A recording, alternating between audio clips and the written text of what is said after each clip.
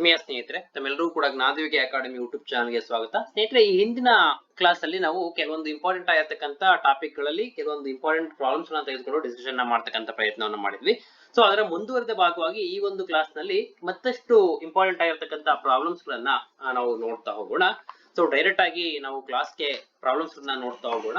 ಇಲ್ಲಿ ಇನ್ನೊಂದು ನಾವು ವಾಣಿಜ್ಯ ಗಣಿತದಲ್ಲಿ ಹಿಂದಿನ ಕ್ಲಾಸ್ ಅಲ್ಲಿ ಮಾಡುವಲ್ಲ, ಅದೇ ರೀತಿಯಾಗಿ ಇಲ್ಲೂ ಕೂಡ ಪ್ರಶ್ನೆಯನ್ನ ಡಿಕ್ಟೇಟ್ ಮಾಡ್ತಾ ಇದ್ದೀನಿ. In case if you want ಅದನ್ನ ನೋಟ್ ಡೌನ್ ಮಾಡ್ಕೊಳ್ತಾ ಹೋಗಿ ವಿಡಿಯೋನ ಸ್ಟಾಪ್ ಮಾಡ್ಕೊಂಡು, ಸೊ ತದನಂತರ ನೀವು ಸೊಲ್ಯೂಷನ್ ನ ಮಾಡ್ತಾ ಹೋಗ್ಬಹುದು. ಅಥವಾ ನಿಮ್ಗೆ ಆಲ್ರೆಡಿ ಗೊತ್ತಿದೆ ಇದು ಅಂದ್ರೆ ಸ್ಕಿಪ್ ಮಾಡ್ಕೊಂಡು ಹೋಗಬಹುದು, ನೋ ಪ್ರಾಬ್ಲಮ್. ಯಾಕಂದ್ರೆ ನಿಮ್ಗೆ ಪ್ರತಿ ನಿಮಿಷ ಕೂಡ ಇಲ್ಲಿ ತುಂಬಾ ಇಂಪಾರ್ಟೆಂಟ್ ಆಗುತ್ತೆ. ಓಕೆ, ಪ್ರಶ್ನೆ ಈ ರೀತಿಯಾಗಿದೆ. ಹಿಂದಿನ ಕ್ಲಾಸ್ ಆಲ್ರೆಡಿ ಒಂದು 6 ಪ್ರಾಬ್ಲಮ್ಸ್ ನೋಡಿದ್ವಿ, ಪ್ಲಸ್ ಫಾರ್ಮುಲಾಗಳು ಇಂಪಾರ್ಟೆಂಟ್ ಆಗಿರ್ತಕ್ಕಂಥದ್ದು. 7th ನೋಡೋದಾದ್ರೆ, ಒಂದು ವೃತ್ತದ ತ್ರಿಜ್ಯವನ್ನು 100% ಹೆಚ್ಚಿಸಿದಾಗ ಅದರ ಕ್ಷೇತ್ರಫಲದಲ್ಲಿ ಮೀನ್ಸ್ ಏರಿಯಾದಲ್ಲಿ ಆಗುವಂತಹ ಶೇಕಡಾವಾರು ಬದಲಾವಣೆ ಏನು? ಹೆಚ್ಚಾಗುತ್ತಾ, ಕಡಿಮೆ ಆಗುತ್ತಾ, ಆದ್ರೆ ಎಷ್ಟು % ಆಗುತ್ತೆ ಅಂತ ಕೇಳ್ತಾ ಇದ್ದಾರೆ. ಸೊ ಐ ರಿಪೀಟ್, ಒಂದು ವೃತ್ತದ ತ್ರಿಜ್ಯವನ್ನು, ಒಂದು ವೃತ್ತ ಇದೆ, ಆ ವೃತ್ತದ ತ್ರಿಜ್ಯ r ಏನಿದೆ ಅದನ್ನ 100% ಏನ್ ಮಾಡ್ತಾ ಇದ್ದಾರೆ? ರೈಸ್ ಮಾಡ್ತಾ ಇದ್ದಾರೆ, ಹೆಚ್ಚಿಸ್ತಾ ಇದ್ದಾರೆ. ಹಾಗಾದ್ರೆ ಅದರ ಏರಿಯಾದಲ್ಲಿ ಎಷ್ಟು ಬದಲಾವಣೆ ಉಂಟಾಗುತ್ತೆ ಅಂತ ಪ್ರಶ್ನೆ ಕೇಳ್ತಾ ಇರ್ತಕ್ಕಂಥದ್ದು. ಸೊ ಪ್ರಶ್ನೆಯನ್ನ ನಿಮ್ಗೆ ಬೇಕಂದ್ರೆ ಬರ್ಕೊಂಡಿರಿ ಅಂತ ಭಾವಿಸ್ತೇನೆ. ಅದರ್ವೈಸ್ ನಿಮ್ಗೆ ಡೈರೆಕ್ಟ್ ಆಗಿ ಅರ್ಥ ಆಗುತ್ತೆ, ಡೈರೆಕ್ಟ್ ಆಗಿ ಹೋಗಬಹುದು. ಸೊ ಇಲ್ಲಿ ಹೇಳ್ತಾ ಇರೋದು, ಒಂದು ವೃತ್ತ ಇತ್ತು, ಅದರ ತ್ರಿಜ್ಯ ಇತ್ತು, ಕೇಸ್ 1 ಅನ್ಕೊಳ್ಳೋಣ. ಇದನ್ನ ಬೇಕಿದ್ರೆ ಸಪ್ರೇಟ್ ಆಗಿ ಮಾಡ್ತಾ ಹೋಗೋಣ, ನಿಮಗೆ ಕನ್ಫ್ಯೂಷನ್ ಆಗುತ್ತೇನೋ. ಆದ್ರೆ ಅಲ್ಲಿ ಮೊದಲು ವೃತ್ತದ ತ್ರಿಜ್ಯ r ಆಗಿತ್ತು, ಆಗ ಅದರ ವಿಸ್ತೀರ್ಣ ಏನಾಗಿತ್ತು? a pi r ಸ್ಕ್ವೇರ್ ಆಗಿತ್ತು. ವೃತ್ತದ ವಿಸ್ತೀರ್ಣ pi r ಸ್ಕ್ವೇರ್ ಅಂತ ಗೊತ್ತಿದೆ. ಈಗ ಏನ್ ಮಾಡ್ತಾ ಇದಾರೆ? 100% ನಷ್ಟು ರೈಸ್ ಮಾಡ್ತಾ ಇದಾರೆ. ಅಂದ್ರೆ 1r ಇದ್ದಿದ್ದು 100% ನಷ್ಟು ರೈಸ್ ಮಾಡಿದರೆ, ಡಬಲ್ ಮಾಡಿದರೆ ಅಂದ್ರೆ 2r ಆಯ್ತು. ಸೊ ಏರಿಯಾ ಏನಾಗುತ್ತೆ? pi r ಸ್ಕ್ವೇರ್ ಅಲ್ವಾ? ಪೈ ಆರ್ ಸ್ಕ್ವೇರ್ ಅಂದ್ರೆ ಇಲ್ಲಿ 2r ಅಂತ ಚೇಂಜ್ ಮಾಡ್ಕೊಂಡಿವಿ, ಡಬಲ್ ಮಾಡಿದೀವಿ. So 2 pi r whole square ಆಯ್ತು. ಪೈ ಆಫ್ ಇಲ್ಲಿ 2r into 2r 4r square ಆಗುತ್ತೆ. ಸೊ 4 pi r ಸ್ಕ್ವೇರ್ ಆಗೋದನ್ನ ನೋಡ್ತೀವಿ ಏರಿಯಾ. ಇಲ್ಲಿ ಬರೀ pi r ಸ್ಕ್ವೇರ್ ಇತ್ತು, ಇಲ್ಲಿ 4 pi r ಸ್ಕ್ವೇರ್ ಬರ್ತಾ ಇದೆ. ಸೊ ಆರಂತಹ ಬದಲಾವಣೆ ಏನು ವಿಸ್ತೀರ್ಣದಲ್ಲಿ ಅಂದ್ರೆ 4 pi r square minus pi r square ಮಾಡಿದ್ರೆ ಎಷ್ಟು ಬರ್ತಾ ಇದೆ? ಅಲ್ಲಿ 3 pi r ಸ್ಕ್ವೇರ್ ಬರ್ತಾ ಇದೆ. 3 pi r ಸ್ಕ್ವೇರ್ ಇತ್ತ ಅಲ್ಲಿ ಆಪ್ಷನ್ ಅಲ್ಲಿ 3 pi r ಸ್ಕ್ವೇರ್ ನ ಹಾಕಿ ಬದಲಾವಣೆ ಎಷ್ಟಾಯ್ತು ಅಂದ್ರೆ, ಅಥವಾ 2r ನ ಮಾಡಿದಾಗ ಅಥವಾ ಅದರ ತ್ರಿಜ್ಯವನ್ನ ಡಬಲ್ ಮಾಡಿದಾಗ 100% ನಷ್ಟು ರೈಸ್ ಮಾಡಿದಾಗ ಬರುವಂತಹ ವೃತ್ತದ ವಿಸ್ತೀರ್ಣ ಎಷ್ಟು ಅಂತ ಕೇಳಿದ್ರೆ 4 pi r ಸ್ಕ್ವೇರ್ ಅಂತ ಬರೀಬೇಕಾಗುತ್ತೆ. ಆದಂತಹ ಬದಲಾವಣೆ ಏನು? ವೃತ್ತದ ವಿಸ್ತೀರ್ಣ pi r ಸ್ಕ್ವೇರ್ ಇತ್ತು, ಅದನ್ನ ಡಬಲ್ ಮಾಡಿದಾಗ ತ್ರಿಜ್ಯವನ್ನ ಬರುತ್ತಲ್ಲ ವಿಸ್ತೀರ್ಣ, ಅದಕ್ಕೂ ಮೊದಲು ಇರ್ತಕ್ಕಂತಹ ವಿಸ್ತೀರ್ಣಕ್ಕೂ ಆಗುವಂತಹ ಬದಲಾವಣೆ ಏನು ಅಂದ್ರೆ ಅದರಲ್ಲಿ ದೊಡ್ಡದ್ರಲ್ಲಿ ಚಿಕ್ಕದನ್ನ ಕಳೆದು 3 pi r ಸ್ಕ್ವೇರ್ ಅಂತ ಹೇಳಿ ಬರೀಬೇಕಾಗುತ್ತೆ. ಇನ್ ಕೇಸ್ ಅವ್ರ ಏನಾದ್ರು ಪರ್ಸೆಂಟೇಜ್ ಅಲ್ಲಿ ಕೇಳ್ತಾ ಇದಾರೆ ಅಂದ್ರೆ ಎಷ್ಟು % ಬದಲಾವಣೆ ಆಯ್ತು ಅಂತ, ಆಗ ಎಷ್ಟು? 1 ಇತ್ತು, 1 pi r ಸ್ಕ್ವೇರ್ ಇತ್ತು. 1 pi r ಸ್ಕ್ವೇರ್ ಇದ್ದಿದ್ದು ಎಷ್ಟಾಯ್ತು? 3 pi r ಸ್ಕ್ವೇರ್ ನಷ್ಟು ಬದಲಾವಣೆ ಆಗ್ತಾ ಇದೆ. ಅಂದ್ರೆ ಒಟ್ಟಾರೆಯಾಗಿ 4 pi r ಸ್ಕ್ವೇರ್ ಆಗ್ತಾ ಇದೆ. ಸೊ 1 ಗೆ 3 ಬದಲಾವಣೆ ಆಗ್ತಾ ಇದೆ ಅಂದ್ರೆ 1ಕ್ಕೆ 3 ಆದ್ರೆ 100ಕ್ಕೆ ಎಷ್ಟು? 300% ಇಲ್ಲಿ ಬದಲಾವಣೆ ಅಂದ್ರೆ ಹೆಚ್ಚಾಗ್ತಾ ಇರೋದನ್ನ ನಾವು ನೋಡಬಹುದಾಗಿದೆ. ಸೊ ನೆಕ್ಸ್ಟ್ ಪ್ರಾಬ್ಲಮ್ ಅನ್ನ ನೋಡ್ತಾ ಹೋಗೋಣ, 8th one. ಸೊ ಇಲ್ಲಿ ಕೆಲವು ಸಂಖ್ಯೆಗಳನ್ನ ಕೊಟ್ಟಿದ್ದೇವೆ. 2, 4, y ಮತ್ತು 8 ಇವುಗಳ ಸರಾಸರಿ ಮೀನ್ಸ್ ಮೀನ್ ಅಥವಾ ಅವರೇಜ್ ಏನ್ ಕರಿತೀವಿ, ಅದು ಎಷ್ಟಿದೆ? 5 ಆಗಿದೆ ಅಂತ ಹೇಳ್ತಾ ಇದ್ದಾರೆ. ಹಾಗಾದ್ರೆ y ನ ಬೆಲೆ ಏನು ಅಂತಕ್ಕಂಥದ್ದು ಪ್ರಶ್ನೆ. ಸೊ ನಮಗೆ ಸರಾಸರಿಯನ್ನ ಮಾಡಿದ್ವಿ ಸ್ಟ್ಯಾಟಿಸ್ಟಿಕ್ಸ್ ಅಲ್ಲಿ. ಸೊ ಅದನ್ನ ಸ್ವಲ್ಪ ಸ್ಪ್ಲಿಟ್ ಏನ್ ಮಾಡಿದ್ದಾರೆ? ಟ್ವಿಸ್ಟ್ ಮಾಡಿ ಕೇಳಿದ್ದಾರೆ. 2, 4, y ಮತ್ತೆ 8 ಇವುಗಳ ಸರಾಸರಿ 5 ಅಂತ ಕೇಳ್ತಾ ಇದ್ದಾರೆ. ಕಾಮನ್ ಆಗಿ ಸರಾಸರಿ ಏನ್ ಮಾಡ್ತೀರಿ? ಎಲ್ಲದನ್ನು ಕೂಡ ಕೂಡ್ತಾ ಇದ್ರಿ, ಅವೆಷ್ಟು ದತ್ತಾಂಶಗಳಿದಾವೋ ಅಷ್ಟರಿಂದ ಡಿವೈಡ್ ಮಾಡ್ತಾ ಇದ್ರಿ. 4 ಇದಾವೆ, ಡಿವೈಡ್ ಮಾಡ್ತಾ ಇದ್ರಿ, ಅಲ್ಲಿ ಸರಾಸರಿ ಬರ್ತಾ ಇತ್ತು. ಆ ಸರಾಸರಿಯನ್ನು ಅವರೇ ಕೊಟ್ಟಿದ್ದಾರೆ. ಸೊ 5 ಅಂತ ಹೇಳ್ತಾ ಇದ್ದಾರೆ. ಸೊ ಇದು ಈಕ್ವಲ್ಸ್ ಟು ಇದು ಆಗುತ್ತೆ. 2 + 4 + y + 8 ಅಂದ್ರೆ ಎಷ್ಟಾಗುತ್ತೆ? 8 2 10 + 14 ಪ್ಲಸ್ 4 ಮಾಡಿದ್ರೆ 14. y equals 5 4 20. y equals 20 - 14. y ನ ವ್ಯಾಲ್ಯೂ ಎಷ್ಟು ಬರ್ತಾ ಇದೆ? +6 ಬರ್ತಾ ಇರೋದನ್ನ ನೋಡಬಹುದಾಗಿದೆ. ಬೇಕೆ ನಾವು ಟ್ಯಾಲಿ ಮಾಡಬಹುದು. 2 4 6 8 ರ ಸರಾಸರಿ 5 ಬರುತ್ತಾ ಅಂತ ಬರುತ್ತೆ. 20/4 ಈಕ್ವಲ್ಸ್ 5 ಬರೋದನ್ನ ನೋಡಬಹುದಾಗಿದೆ. ಹಾಗೆ ನೆಕ್ಸ್ಟ್ ಪ್ರಾಬ್ಲಮ್ ಅನ್ನ ನೋಡ್ತಾ ಹೋಗೋಣ, 9th one.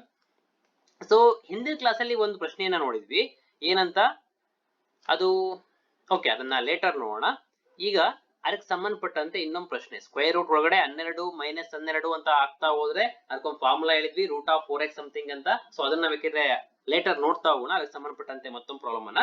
ಈಗ ಅದಕ್ಕೆ ಮುಂಚೆ ಅಲ್ಲಿ ಮೈನಸ್ ನೋಡಿದ್ವಿ, ಪ್ಲಸ್ ಇದ್ರೆ ಏನಾಗುತ್ತೆ ಅಥವಾ ಗುಣಲಬ್ಧ ಅಂತ ಕೇಳಿದ್ರೆ ಏನಾಗುತ್ತೆ ಅಂತ ನೋಡ್ತಾ ಹೋಗೋಣ. ಅದಕ್ಕೆ ಮುಂಚೆ ಇನ್ನೊಂದು ಪ್ರಾಬ್ಲಮ್ ಅನ್ನ ಸಾಲ್ವ್ ಮಾಡೋಣ. √21 ಅದರೊಳಗಡೆ ಮತ್ತೆ √4, ಅದರೊಳಗಡೆ ಮತ್ತೆ 16 ಈ ರೀತಿ ಇದೆ. ಇದರ ವ್ಯಾಲ್ಯೂ ಏನು, ಸಂಕ್ಷಿಪ್ತ ರೂಪಕ್ಕೆ ತನ್ನಿ ಅಥವಾ ಸಿಂಪ್ಲಿಫೈ ಅಂತ ಕೇಳ್ತಾರೆ. ಅಂತ ಟೈಮಲ್ಲಿ ಏನ್ ಮಾಡಬಹುದು ನೋಡಿ, √21 ಅನ್ನ ಹಾಗೆ ಇಟ್ಕೊಳ್ಳಿ. ಫುಲ್ ಲಾಸ್ಟ್ ಅಲ್ಲಿ ಏನಿದೆ ಅದನ್ನ ಒಂದೊಂದಾಗಿ ಬಿಡಿಸ್ತಾ ಬನ್ನಿ. 4 ಹಾಗೆ ಇಟ್ಕೊಳ್ಳಿ. ಆ √16 ಅಂದ್ರೆ ವ್ಯಾಲ್ಯೂ ಗೊತ್ತಿದೆ ನಮ್ಗೆ, ಎಷ್ಟು 4. ಸೊ ನೆಕ್ಸ್ಟ್ ಸ್ಟೆಪ್ ಅಲ್ಲಿ ಅದನ್ನು ಸಿಂಪ್ಲಿಫೈ ಮಾಡಿ. 21 ಪ್ಲಸ್ 4 4 16 ಆಗುತ್ತೆ. ಸೊ ನೆಕ್ಸ್ಟ್ ಸ್ಟೆಪ್ ಅಲ್ಲಿ ಮತ್ತೆ ಸಿಂಪ್ಲಿಫೈ ಮಾಡಿ. √16 ಅಂದ್ರೆ 4.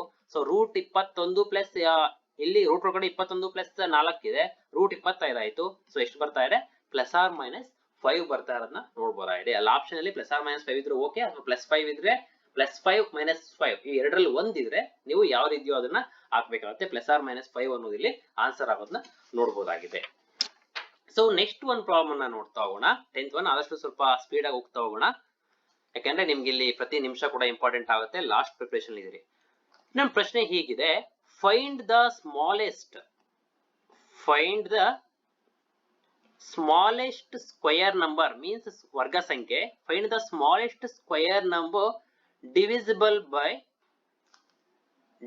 by each one of the following ಅಂತ ಕೇಳ್ತಾ ಇದ್ರೆ, ಆ ಫಾಲೋಯಿಂಗ್ ನಂಬರ್ ಯಾವುವು ಅಂದ್ರೆ 8, 9 ಮತ್ತೆ 10.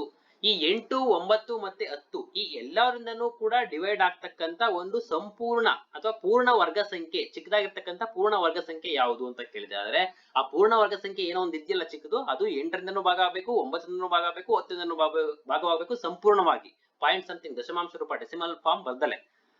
ಈಗ ನೋಡ್ತಾ ಹೋಗೋಣ.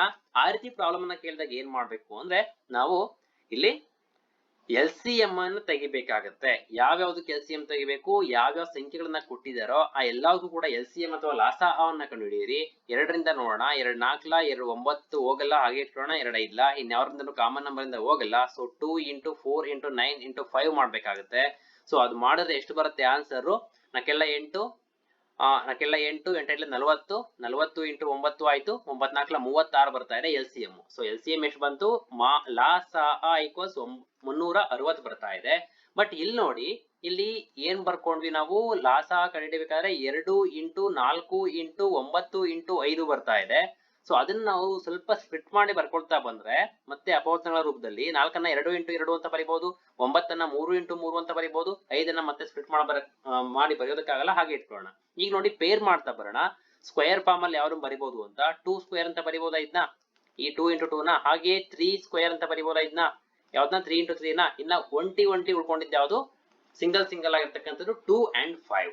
ಸೊ ಆ 2 and 5 ಅಂತಕ್ಕಂಥ ಇನ್ನ 2 ಇಲ್ಲಿ ಇದ್ರೆ ಫ್ಯಾಕ್ಟರ್ಸ್, ಅವಾಗ ಅದನ್ನು ಕೂಡ 2 ಸ್ಕ್ವೇರ್ × 5 ಸ್ಕ್ವೇರ್ ಅಂತ ಬರಿಬಹುದಾಗಿತ್ತು, ಹೌದಲ್ವಾ.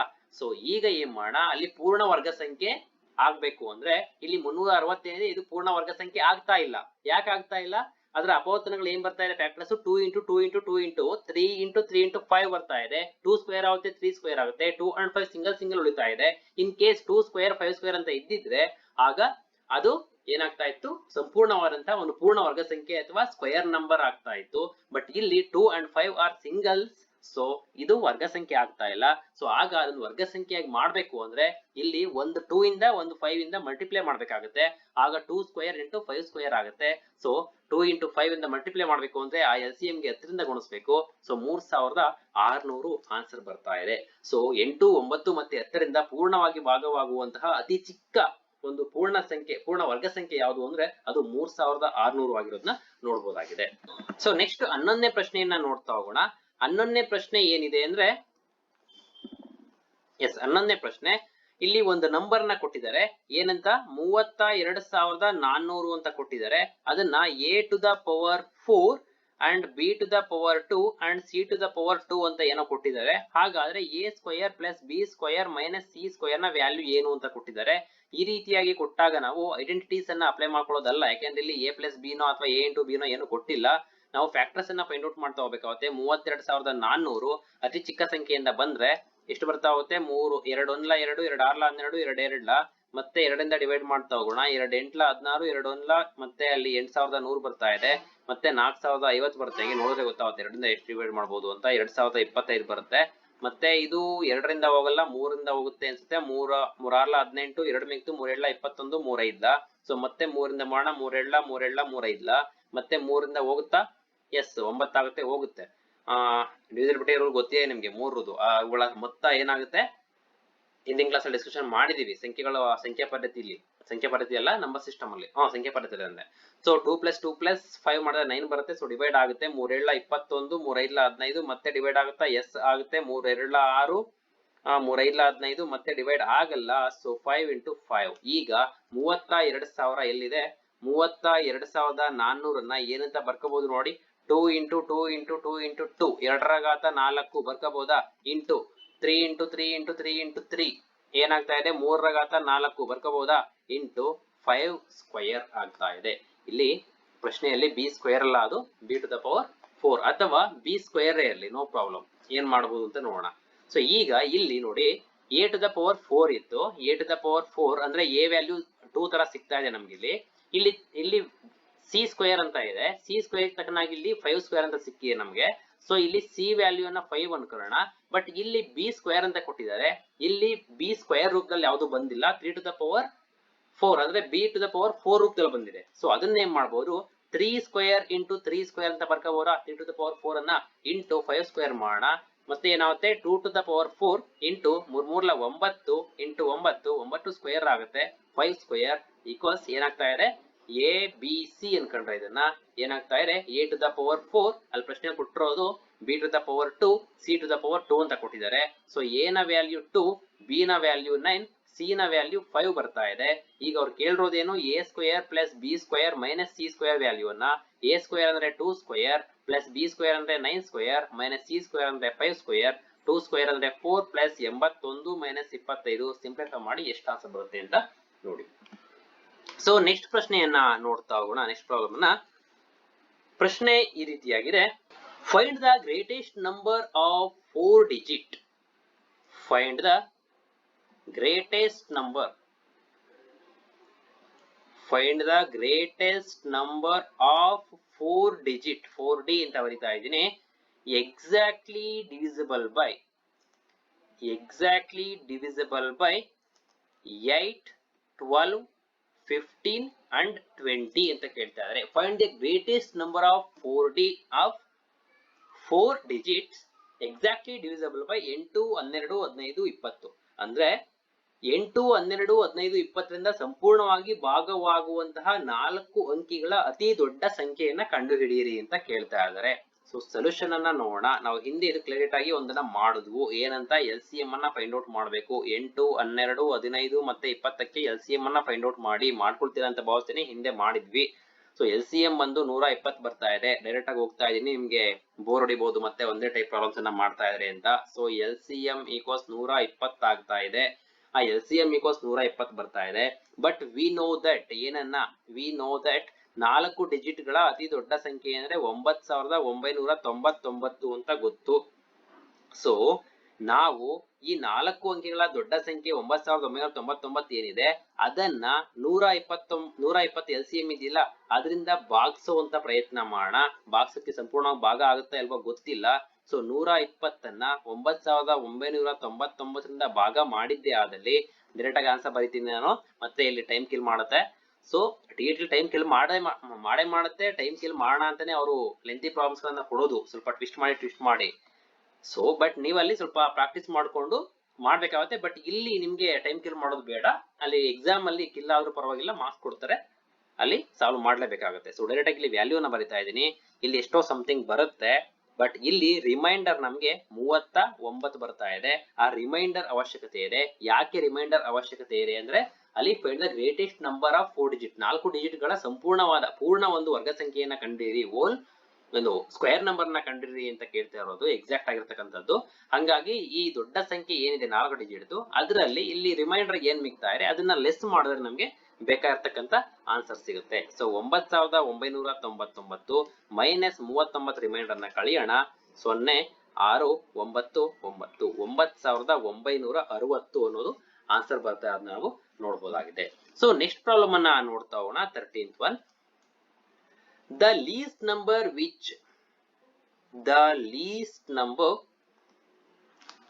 ಅಂದ್ರೆ ಅತಿ ಚಿಕ್ಕ ಸಂಖ್ಯೆ which when divided by 12, 15, 20 and 54 leaves in each case a remainder of 8 is ಅಂತ ಕೇಳ್ತಾ ಇದ್ದಾರೆ. The least number which when divided by 12, 15, 20 and 54 leaves in each case a remainder 8 is ಅಂತ ಕೇಳ್ತಾ ಇದ್ದಾರೆ. ಮೀನ್ಸ್ ಯಾವುದೋ ಒಂದು ಸಂಖ್ಯೆ ಅತಿ ಚಿಕ್ಕ ಸಂಖ್ಯೆ ಇದೆ, ಆ ಅತಿ ಚಿಕ್ಕ ಸಂಖ್ಯೆಯು ಪ್ರತಿ ಚಿಕ್ಕ ಸಂಖ್ಯೆಯನ್ನು ಕೂಡ ಆ ಚಿಕ್ಕ ಸಂಖ್ಯೆ ಏನಿದೆ ಅದನ್ನ 12, 15, 20, 54 ಈ ಪ್ರತಿ ಸಂಖ್ಯೆಗಳಿಂದನೂ ಕೂಡ ಭಾಗಿಸಿದಾಗ ಶೇಷ 8 ಮಿಗುತ್ತಂತೆ. ಹಾಗಾದ್ರೆ ಆ ಸಂಖ್ಯೆ ಯಾವುದು ಅಂತ ಕೇಳ್ತಾ ಇದ್ದಾರೆ. ಸೊ ಇಲ್ಲಿ ಅಗೈನ್ ನಮಗೆ ಎಲ್ ಸಿ ಎಂ ವರ್ಕೌಟ್ ಆಗುತ್ತೆ. ಎಲ್ ಸಿ ಎಂ ಅನ್ನ ಈ ರೀತಿ ಕೇಳಿದಾಗ ನಾವು ಎಲ್ ಸಿ ಎಂ ಅಂತ ತಗೋಬೇಕಾಗುತ್ತೆ. So L C M of ಯಾವುದು? 12, 15 ಮತ್ತೆ 20 ಹಾಗೂ 54 ಇವುಗಳ ಎಲ್ ಸಿ ಎಂ ಅನ್ನ ತೆಗಿಬೇಕಾಗುತ್ತೆ.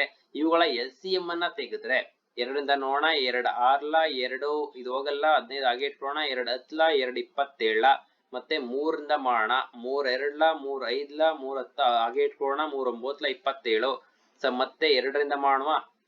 ಎಸ್ 2 2 1 2 5 ಹಾಗೆ ಇಟ್ಕೊಳ್ಳೋಣ, 2 5 9 ಹಾಗೆ ಇಟ್ಕೊಳ್ಳೋಣ, ಮತ್ತೆ 5 5 1 1 1 9 ಸೊ ಮಲ್ಟಿಪ್ಲೈ ಮಾಡ್ತಾ ಬಂದ್ರೆ 3 2 6 6 2 12 12 5 60 ಸೊ 60 ಇಂಟು 9 540 ಬರುತ್ತೆ, 9 6 54 ಸೊ ಏನ್ ಬರ್ತಾ ಇದೆ? ಎಲ್ ಸಿ ಎಂ ಬಂದು 540 ಬರ್ತಾ ಇದೆ. ಎಲ್ ಸಿ ಎಂ 540 ಬಂತು. ಬಟ್ ಏನ್ ಹೇಳ್ತಾ ಇದಾರೆ, ಈ ಯಾವುದೋ ಒಂದು ಚಿಕ್ಕ ಸಂಖ್ಯೆ ಇದೆಯಲ್ಲ ಆ ಚಿಕ್ಕ ಸಂಖ್ಯೆಯನ್ನ 12, 15, 20, 54 ಇವುಗಳಿಂದ ಭಾಗಿಸಿದಾಗ ಪ್ರತಿಯೊಂದು ಸಂಖ್ಯೆಯಿಂದ ಭಾಗಿಸಿದಾಗಲೂ ಕೂಡ ರಿಮೈಂಡರ್ ಅಂದ್ರೆ ಶೇಷವನ್ನ 8 ಕೊಡ್ತಾ ಇದೆ ಅಂತ ಹೇಳ್ತಾ ಇದಾರೆ.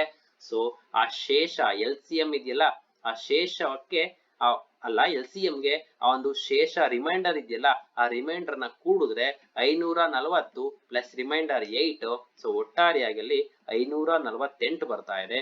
ಸೊ ಅದೇ ಈ ಆನ್ಸರ್. ಆ ಅತಿ ಚಿಕ್ಕ ಸಂಖ್ಯೆ ಯಾವುದು ಅಂದ್ರೆ 548.